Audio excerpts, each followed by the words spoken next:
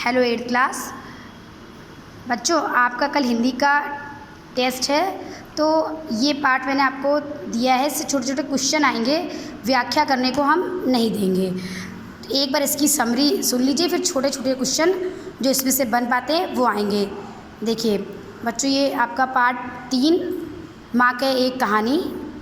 यशोधरा जो कि सिद्धार्थ की पत्नी है, वो अपने बेटे राहुल को, ध्यान रखना बच्चों, छोटे छोटे क्वेश्चन आ सकते हैं।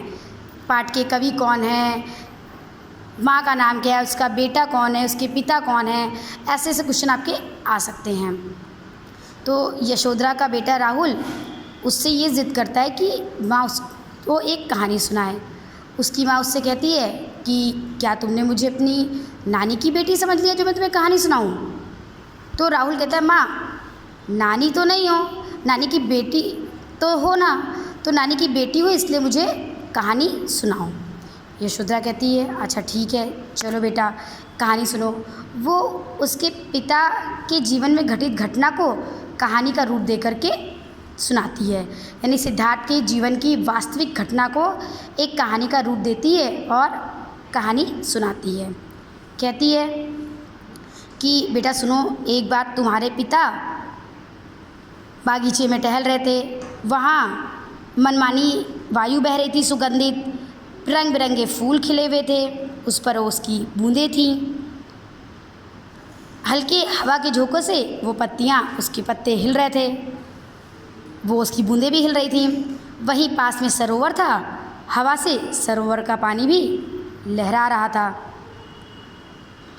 वहीं पर पक्षी कलकल स्वर में गाना गा रहे थे। अचानक से तुम्हारे पिता ने देखा कि एक हंस ऊपर से नीचे की ओर गिरा, जिसको बाण लगा हुआ था। ये देखिए, ये बच्चों ये देखिएगा, ये चित्र बना हुआ है ना, ये हंस गिरा हुआ है, इसके ऊपर बाण लगा हुआ है। उसके पंख में चोट पहुंची थी, पंख का नुकसान उसका हुआ था, हानि हो गई थी उसके पंख की, पंख पे चोट लगी थी। तो राहुल अपनी माँ के शब्दों को दोहराते हुए कहता है, अच्छा माँ, पंख की हानि हो गई थी, तब तो माँ बड़ी करुणा भरी ये कहानी है। उसकी माँ ने कहा, हाँ बेटा। राहुल ने कहा, अच्छा माँ आगे सुनाओ। तो माँ कहती है, अचानक से जब तुम्हारे पिता ने देखा तो वे चौंक गए और चौंक करके उन्होंने उस पक्षी को उठा लिया। अब जब तुम्हारे पिता ने पक्षी को उठाया तो उस पक्षी को ऐसा लगा कि उसको नया जन्म मिल गया है। इतनी देर में ही वहाँ पर एक शिकारी आ गया, वो शिकारी जिसने उस हंस को मारा था।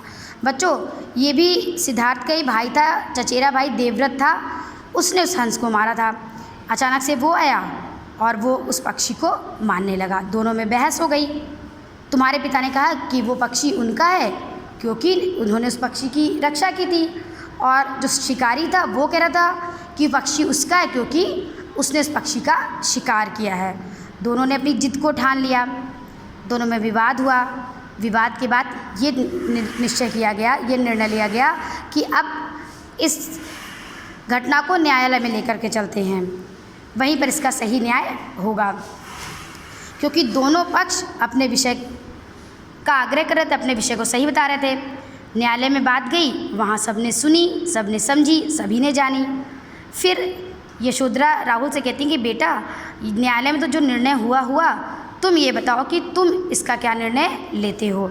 राहुल ने कहा, माँ मैं क्या निर्णय लूँ, मेरी क्या बानी, मैं तो कहानी सुन रहा हूँ, लेकिन फिर भी अगर आप कह रही हैं तो मैं इसका उत्तर आपको देता हूँ कि अगर कोई निरपराध को मारता है तो दूसरे का ये कर्तव्य है कि उस निरपराध की रक्षा करे।